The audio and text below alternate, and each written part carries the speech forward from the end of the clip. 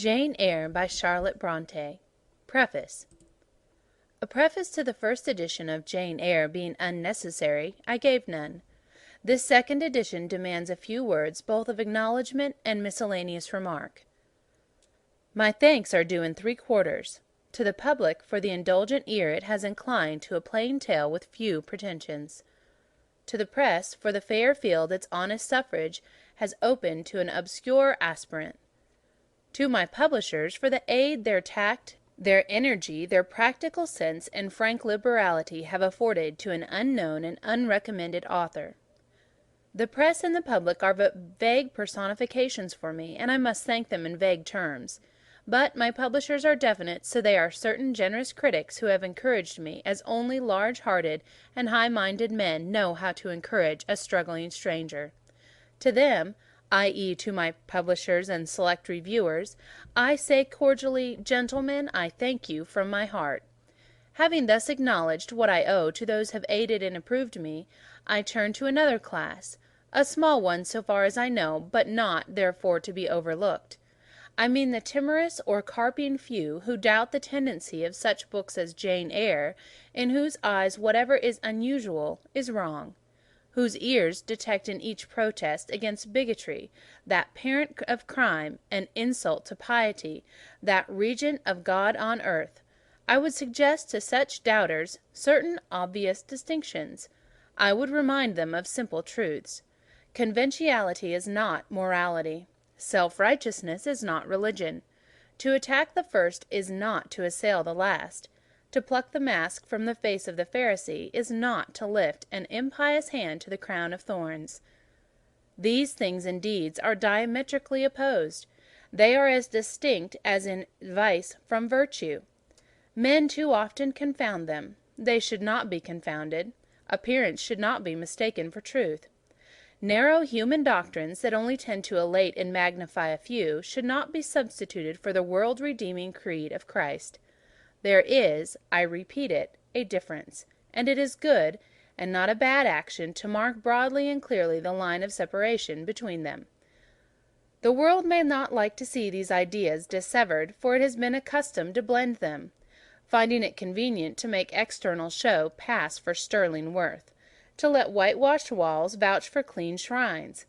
It may hate him who declares to scrutinize and expose, to raise the gilding and show base material under it, to penetrate the sepulchre and reveal carnal relics, but hate as it will, it is indebted to him.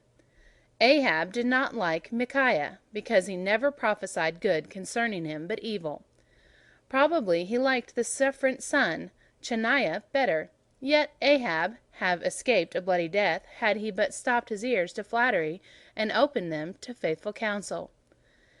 There is a man in our own days whose words are not framed to tickle delicate ears, who, to my thinking, comes before the great ones of society, much as the son of Imlah came before the throned kings of Judah and Israel, and who speaks as deep, with a powerful a prophet like a vital, as mean and dauntless and as daring. Is the satirist of Vanity Fair admired in high places? I cannot tell, but I think of some of those amongst whom he hurls the Greek fire of his sarcasm, and over whom he flashes the leaven brand of his denunciation. Were to take his warnings in time, they or their seed might yet escape a fatal Ramoth-Gilead. Why have I alluded to this man? I have alluded to him, reader, because I think I see in him an intellect profounder and more unique than his contemporaries have yet recognized, because I regard him as the first social regenerator of the day, as the very master of that working corps who would restore to rectitude the warped system of things, because I think no commentator on his writings has yet found the comparison that suits him, the terms which rightly characterize his talent. They say he is like Fielding. They talk of his wit, humor, comic powers. He resembles Fielding as an eagle does a vulture. Fielding could stoop on a carrion, but Thackeray never does.